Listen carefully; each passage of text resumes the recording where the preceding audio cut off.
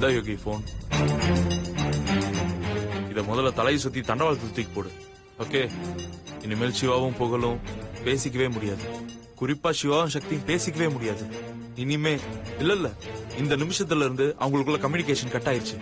Okay, நீ தேவையில்லாம அவங்க 2 பேரும் பாத்துப்பாங்க பேசிப்பாங்கன்னு நினைச்சு மன உளைச்சலுக்கு ஆளாகாத. ஓகே, ஃப்ரீயா விடு. Okay,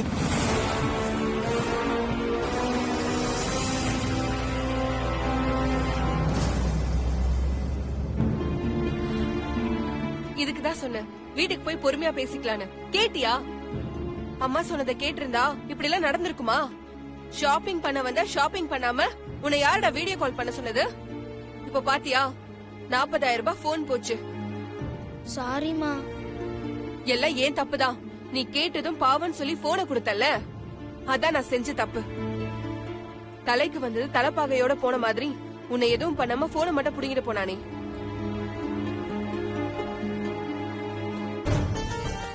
madam sorry madam. திருடன் ஓடி போயிட்டான், அவனை பிடிக்க முடியல.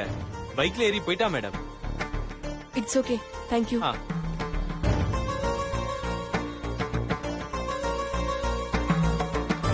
பாத்தியா, போன் போச்சு. இனிமே நீ போனே கேட்க கூடாது. அப்படி கேட்டாலும் போன் கிடையாது. வா.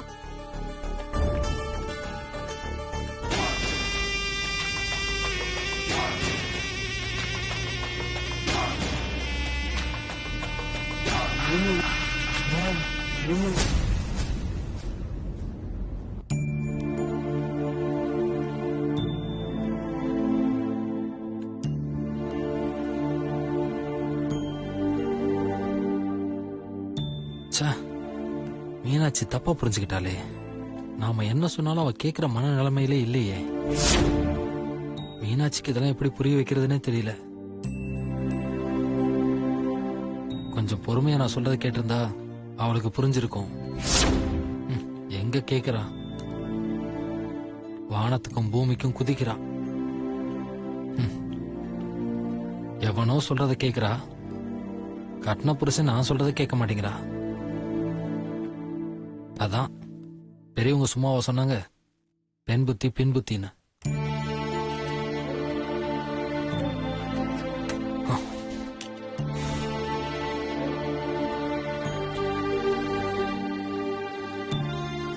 சச்சா, மீனாட்சி பாவம். அவன் நிலைமையில இருந்து யோசிச்சா அவ செஞ்சதான் கரெக்ட். அவகிட்ட நான் சொல்லியிருக்கணும். சொல்லாம விட்டது ஏன் தப்பு தானே? மறைச்சு ஒரு விஷயத்த செஞ்சோம்னா யாரா இருந்தாலும் சந்தேகம் வரத்தானே செய்யும். அதத்தானே மீனாட்சியும் செய்யறா. அவளோட கோபமும் சரியானதுதான்.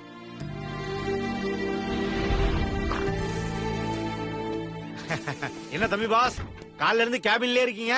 ரொம்ப பிஸி போல. என்னாச்சு இவருக்கு? தம்பி பாஸ், இல்ல காலைல இருந்து கேபின்ல இருக்கீங்களே, அதான் பிஸியான்னு கேட்டேன். அதெல்லாம் இல்ல. அப்ப வெளியில இருக்க ஃபிகர் எல்லாம் மொக்கையா இருக்குன்னு உள்ளே இருக்கீங்களா? யோ போயா. நீங்க ஏன் சோகமா இருக்கீங்க நான் கண்டுபிடிச்சிட்டேன். நீங்க எதையோ பலமா யோசிச்சுட்டு இருக்கீங்க, அதானே? ப்ளீஸ் ரன்வீர், என்ன டிஸ்டர்ப் பண்ணாம போறியா? அது எப்படி தம்பி பாஸ்? யாரையும் யோசிக்க விடக்கூடாது. அப்பதான் நாம பெரிய ஆளா இருப்போம். யோசிக்க ஆரம்பிச்சா நாம காலி. யோ, இப்ப உனக்கு என்ன பிரச்சனை? எனக்கு எந்த பிரச்சனையும் இல்ல, உங்களுக்கு தான் ப்ராப்ளம் இருக்கு. அதான் யோசிச்சுட்டே இருக்கீங்க. என்ன பிரச்சனைன்னு சொல்லுங்க, நான் தீர்த்து வைக்கிறேன். ரன்பீர், எனக்கு கடுப்பே தம்பிங்க இருந்து போ. பொய். நீங்க ஏற்கனவே கடுப்பா தான் இருக்கீங்க. நீங்க என்னன்னு சொல்லுங்க தம்பி பாஸ். யோ, நான் தான் எதுவும் இல்லைன்னு சொல்றேன்ல, அப்புறம் ஏன் டிஸ்டர்ப் பண்ணிட்டு இருக்க? முதல்ல இங்க போயா.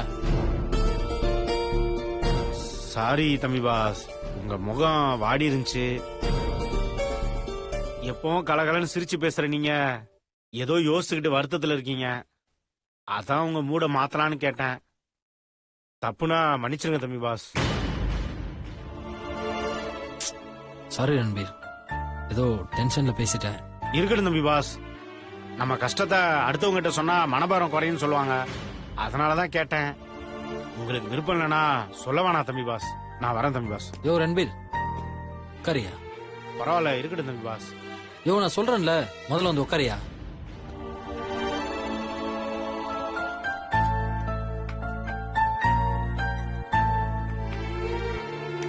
நீ சொல்றது உண்மைதான். நம்ம பிரச்சனையை அடுத்தவங்கள்ட்ட சொன்னோம்னா நம்ம பாரம் குறையும் தான். ஆனா ரன்பீர், என் பிரச்சனை எப்படி சொல்றதுன்னு எனக்கு தெரியல. தம்பி பாஸ், நீங்க இப்படி வருத்தத்தோட பேசுறத பார்த்தா ஏதோ பெரிய பிரச்சனையா இருக்கும் போல தோணுது. தம்பி பாஸ், பிரச்சனைகள் நாம இருக்கும்போது அதுக்கான தீர்வு கிடைக்காது. ஏன்னா அந்த பிரச்சனையை போட்டு நம்ம குழப்பிக்கிட்டே இருப்போம். உங்க பிரச்சனை என்னன்னு சொல்லுங்க, எனக்கு தெரிஞ்சதை நான் சொல்றேன். ஐஸ்வர்யா தற்கொலைக்கு முயற்சி பண்ணிட்டா. என்ன தம்பி பாஸ் சொல்றீங்க? ஆமாயா, என்னாலதான் அவன் வாழ்க்கை போயிடுச்சுன்னு அவளுக்கு உதவி செய்யலாம்னு முடிவு பண்ணேன். அதனால மீனாட்சிக்கு தெரியாம ஒரு வீடு எடுத்து கொடுத்து அங்க தங்க வச்சு அவளுக்கு தேவையான ஹாஸ்பிட்டல் ஹெல்ப் எல்லாமே பண்ணேன். சரிங்க தம்பி பாஸ், இதை நீங்க மீனாட்சி மேடத்துல சொல்லிருக்கலாம்ல. சொல்லியிருக்கலாம், ஆனா அவ இதை எப்படி எடுத்துப்பான்னு தெரியல. அதனால ஐஸ்வர்யா குணமானதும் சொல்லிக்கலாம்னு விட்டுட்டேன். இப்ப அவங்க எப்படி இருக்காங்க தம்பி boss? She is perfectly all right. அதனாலதான் மீனாட்சி கிட்ட இந்த விஷயத்த சொல்லலாம்னு போனேன். ஆனா அதுக்குள்ள ஐஸ்வர்யா ஹஸ்பண்ட் மீனாட்சி கிட்ட தப்பா போட்டு கொடுத்துட்டான். அதையும் மீனாட்சி உண்மை நம்பி என்ன தப்பா நினைக்கிறா. என்ன தம்பி பாஸ் சொல்றீங்க? மீனாட்சி மேடமா உங்களை தப்பா புரிஞ்சுக்கிட்டாங்க? என்னால நம்பவே முடியலையே. நீங்க உண்மையை எடுத்து சொல்ல வேண்டியதானே தம்பி பாஸ்? நான் சொல்றதை கேட்கற நிலைமையில மீனாட்சி இல்ல. ஐஸ்வர்யாவும் தப்பான பொண்ணு இல்ல. இப்ப அவ எவ்வளவோ மாறிட்டா.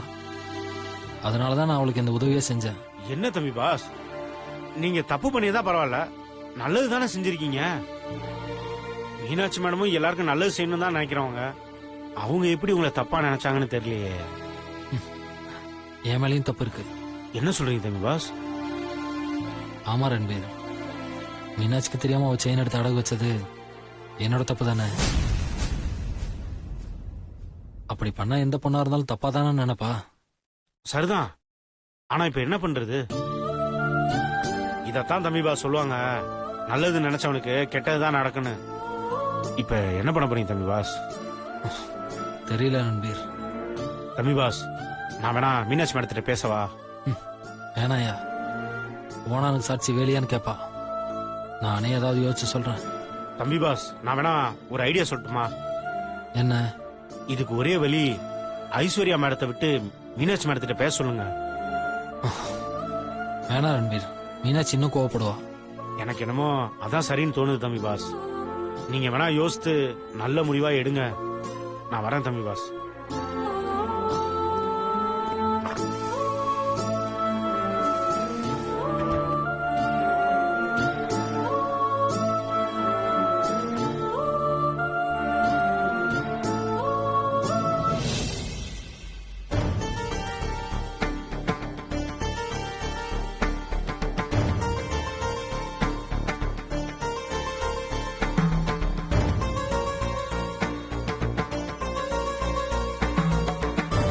டேய், நான் போன் மிஸ் ஆயிடுச்சுன்னு கடுப்புல இருக்கேன். நீ இப்ப எதுக்கு கடுப்புல இருக்க? நான் மில்கி மேன் கிட்ட பேச முடியாம போச்சு இல்லையா, அந்த கடுப்புல இருக்கேன். என் போனை விட உனக்கு மில்கி மேன் கூட பேசுறதா முக்கியமா போச்சா? ஆமா, எனக்கு மில்கி மேன் கிட்ட பேசுறது தான் முக்கியம்.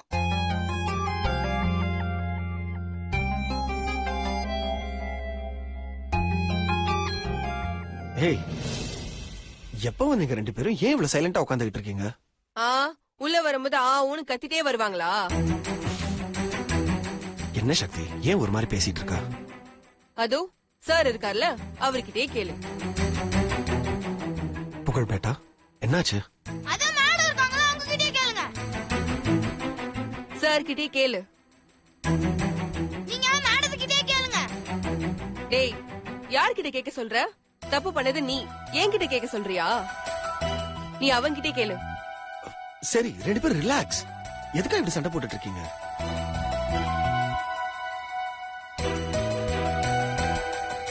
சரி, ஜஸ்ட் லீவ் இட். ரெண்டு பேரும் சண்டை போட்டுக்காம இருங்க. என்னோட போன்ல போன்பே ஆப் ஒர்க் ஆக மாட்டேங்குது. கிரெடிட் கார்டு பில் கட்டணும். உன் போனை கொஞ்சம் கூட. என் போன் தானே வேணும். நீ இப்ப என்ன பண்ற? நேரா மோதி நகர் போலீஸ் ஸ்டேஷனுக்கு போ. போலீஸ்?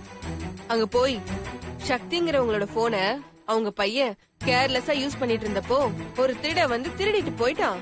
அந்த திருடன் யாரு என்னன்னு கண்டுபிடிச்சு குடுக்க சொன்னா அவங்க முடிஞ்சா கண்டுபிடிச்சு கொடுப்பாங்க.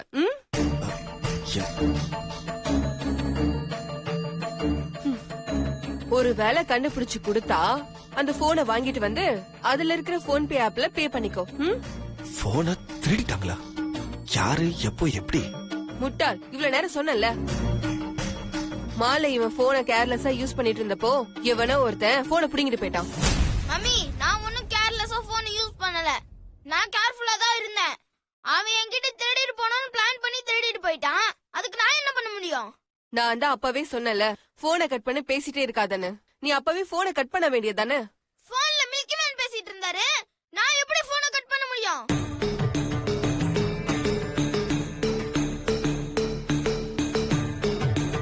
அந்த போனை திருடினவன் நாசமா போயிடுவான், விளங்காம போயிடுவான். அவனுக்கு போன் பேச முடியாதபடி ரெண்டு காதும் கேட்காம போயிடணும். போன் பார்க்க முடியாதபடி கண்ணு ரெண்டு அவிஞ்சு போயிடணும். போன் பேச முடியாதபடி வாயெல்லாம் கோணிக்கணும். டேய் டேய் டேய் டேய் டேய், இதுக்கெல்லாம் ஒரேடியா செத்தே போயிடலாம்டா. செத்து போயிட்டா போன் யூஸ் பண்ண முடியாதுல. அவன் உயிரோட இருக்கணும். அதே சமயம் அவன் போன் யூஸ் பண்ண முடியாம போயிடணும். அதுதான் என் சாபம். பல்லே நல்லா வருவடா. சரி சக்தி, இப்ப நீ போனுக்கு தான் என்ன பண்ண போற? வேற என்ன பண்றது? புதுசாதான் வாங்கணும். ஆனா நான் வாங்க போறதில்ல. ஆனா எனக்கு அத பத்தி கவலை இல்லையே. டேய் டேய் டேய் டேய், ஏன்டா இப்படி பேசிட்டு இருக்க? எனக்கு தான் உங்க போன் இருக்குல்ல. இத வச்சு நான் மில்கி மேன் கிட்ட பேசிக்கிறேன். ஏதோ பண்ணு. ஏய் புகழ், நீ ரொம்ப ஓவரா பண்ற. நான் ஓவரா பண்ணல மம்மி, கால் பண்ணிட்டு இருக்கேன். 904327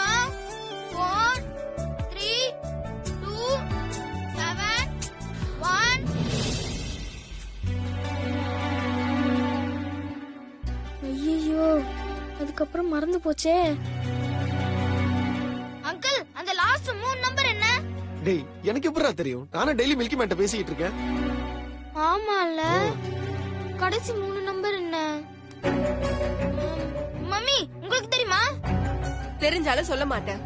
நம்பர் மறந்து போச்சுல, இனிமே நீ எப்படி மில்கி மேன் பேசுற நானும் பாக்குறேன். அம்மா ப்ளீஸ்மா, அந்த கடைசி 3 நம்பர் மட்டும் சொல்லுங்கம்மா. என்னால மில்கி மேன் கிட்ட பேசாம இருக்க முடியலம்மா. ப்ளீஸ்மா. நான் சொல்ல மாட்டேன் புகழ். அப்பா,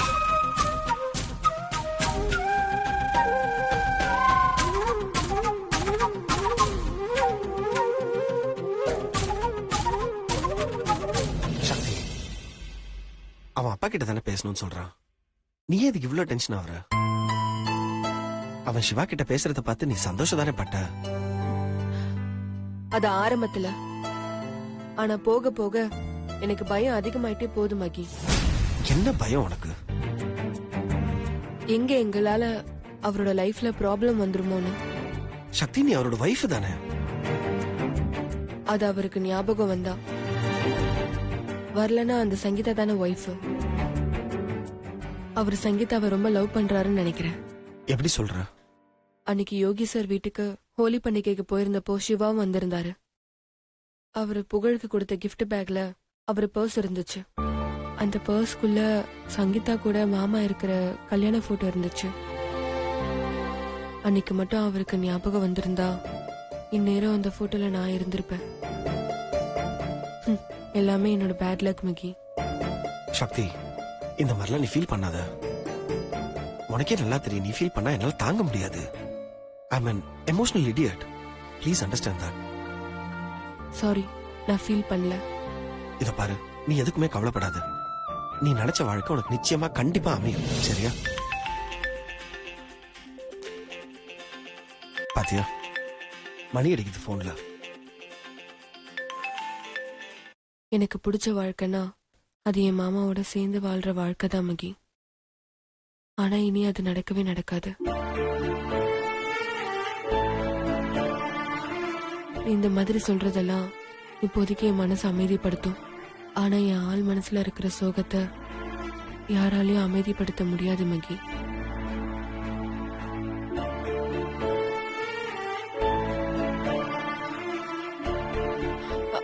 மகி, நீ கிளம்பு. நான் ஃபீல் பண்ணி நீயும் ஃபீல் பண்ண விரும்பல. கிளம்பு. சரி, நான் கிளம்புறேன். நீயும் மனசு போட்டு குழப்பிக்காத. புகழோட சண்டை போட்டுட்டு இருக்காத. சரியா? நான் கிளம்புறேன். பாய்.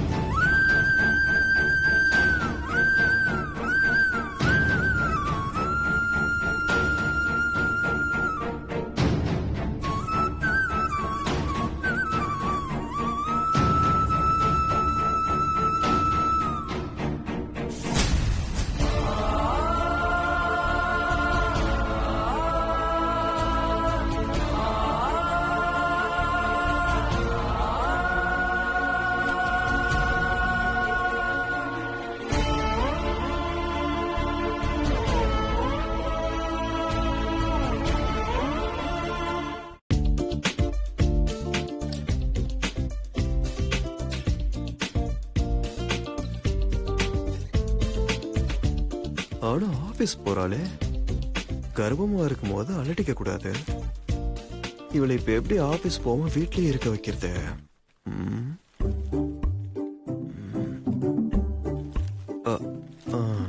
ஐடியா.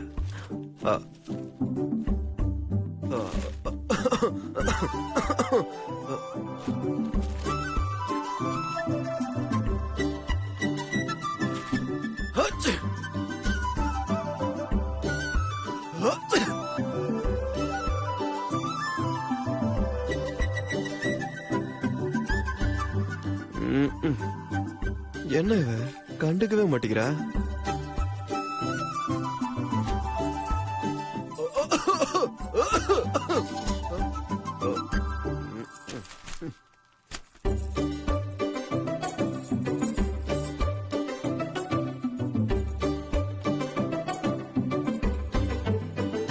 இந்த ஐடியா சரிப்பட்டு வரலையே, வேற என்ன செய்யறது? ஒரு ஐடியாவும் தோண மாட்டேங்குதே. வினோ கால் பண்றான். இதை வச்சு பிளே பண்ண வேண்டியதான். ஹலோ, டேய் நான் வினோ பேசுறேன்டா. சார் நான் வெங்கட் தான் சார் பேசுறேன். சொல்லுங்க சார். சாரா, இவனுக்கு என்னாச்சு? மரியாதை கொடுத்துலாம் இவன் பேச மாட்டானே. டேய் மச்சி, ஒரு குட் நியூஸ்டா. என்னது பேட் நியூஸா? என்ன சார் சொல்றீங்க? பேட் இல்லடா, குட் நியூஸ்டா. எனக்கு தெரியும் சார், ஆனாலும் நீங்க என்ன சொல்ல போறீங்களோன்னு ஒரே பதட்டமா இருக்கு சார். இதுக்கு எதுக்குடா பதட்டம்? உனக்கு புதுசா கேஸ் கிடைச்சிருக்கு, அதுக்கு நீ சந்தோஷப்படணும். ட்ரீட் வச்சு கொண்டாடணும்டா. நிஜமாவா சார்? கன்ஃபார்ம் பண்ணிட்டீங்களா சார்? ஆமாடா, கன்ஃபார்ம்டா. அப்படியா? இப்பதான் தெரிஞ்சதா சார்? என்ன சார் சொல்றீங்க? கிளைண்ட் இப்பதான் கன்ஃபார்ம் பண்ணிட்டு போனாரு. ஐயோ, இப்ப நான் என்ன பண்ணுவேன் கடவுளே? டேய் நீ இப்ப உடனே கிளம்பி வாடா. என்னது 3 நாளைக்கு நான் இந்த வீட்டை விட்டு எங்கேயும் வெளியே போக கூடாதா? யாரா அப்படி சொன்னது? நீங்களே சொல்லிட்டீங்களே சார். நான் எப்படா சொன்னேன்? சார் என்ன சார் நீங்க டைஃபாய்டுன்னு சொல்லி என்ன இப்படி வீட்லயே உட்கார வச்சிட்டீங்களா சார்?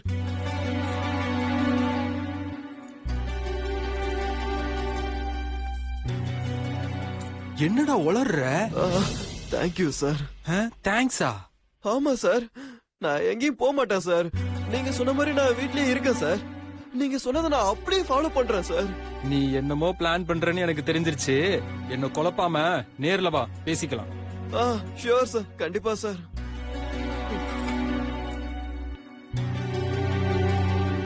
வெங்கட், என்ன ஆச்சு? எனக்கு அப்பப்ப விட்டு விட்டு காய்ச்சல் வந்துகிட்டே இருந்தது. நான் போய் பிளட் டெஸ்ட் கொடுத்திருந்தேன். இப்பதான் ரிசல்ட் வந்தது. என்னன்னு வந்திருக்கு? டைஃபாய்டுன்னு வந்திருக்கு. டைஃபாய்டா? ஆமா. ஏய், உனக்கு ஜுரமே அடிக்கல, டைஃபாய்டுன்ற? டைஃபாய்டுனா விட்டு விட்டு தான் ஜுரம் வருமா? நீ வேணா போயிட்டு கொஞ்ச நேரம் கழிச்சு வந்து தொட்டு பாரு, ஜுரம் நெருப்பா கொதிக்கும். சரி, இது ஏன் நீ என்கிட்ட சொல்லல? எனக்கு தெரிஞ்சாதானே உனக்கு சொல்றதுக்கு. இப்பதான் டைஃபாய்டுன்னு சொன்னாங்க. ஐயோ, என்னன்னு என்னாச்சு? உனக்கு டைஃபாய்டு வந்தா அப்புறம் எனக்கும் வந்துருமே. அடி பாவி, புருஷனுக்கு உடம்பு முடியலன்னு கூட யோசிக்காம அவளுக்கு வந்துரும்னு யோசிக்கிறான். இல்லனோ இந்த ஃபீவர் மத்தவங்களுக்கு எல்லாம் ஸ்ப்ரெட் ஆகாதான். சரி, அப்ப நீ உடனே கிளம்பு. எங்கனோ? கவர்மெண்ட் ஹாஸ்பிடலுக்கு தான். டைஃபாய்டுக்கு கரெக்டான ட்ரீட்மெண்ட் கவர்மெண்ட் ஹாஸ்பிடல்ல தான் கொடுப்பாங்க. பிரைவேட் ஹாஸ்பிடல்ல விட அதுதான் பெட்டர். 21 நாள் கழிச்சு தான் வீட்டுக்கே அனுப்புவாங்க. என்னது 21 நாள் கழிச்சா? இது டைஃபாய்டோட பிகினிங் ஸ்டேஜ் தானா? அதனால வெளியே எங்கேயும் போகாம 3 நாளைக்கு வீட்லயே ரெஸ்ட் எடுத்தா போதுன்னு சொல்லிட்டாங்கன்னு. ஓ, 3 நாளைக்கு நான் வீட்லயே இருக்கணும், அதுவும் எங்கேயும் வெளியில போகாம. ஆமா வெங்கட், தனியா இருக்கிறதுக்கும் கொஞ்சம் கஷ்டமா தான் இருக்கும். அனு, தனியா இருக்க கஷ்டமா இருக்கும்னு நீ ஏன் சொல்ற? பேசாம நீ என் கூட ஒரு 3 நாள் மட்டும் வீட்லயே இரு. நானா? ஆமா அனு. நான் ஆபீஸ் போணுமே. அனு, நீ என் கூட இருந்தா எனக்கு அப்படி ஒரு தைரியம் வரும் அனு. டைஃபாய்டுல எவ்வளவு பெரிய மோசமான வியாதியா இருந்தாலும் நீ என் கூட இருந்தா போதும் அனு. நான் எதை பத்தியும் கவலையப்பட மாட்டேன். அதனால இந்த 3 நாள் மட்டும் என் கூட இருக்கணும் please Anu, please. Work out ஆகுது. அனு யோசிக்காதனு, சரின்னு சொல்ல. சரி, நீ இவ்வளவு தூரம் சொல்ற, நான் இருக்கேன். அப்போ நீ எங்கேயும் போகாம வீட்லயே இருக்கியா? ம், எங்கேயும் போவாம நானும் உன் கூடயே இருக்கேன். தேங்க்ஸ் அனு. ம்.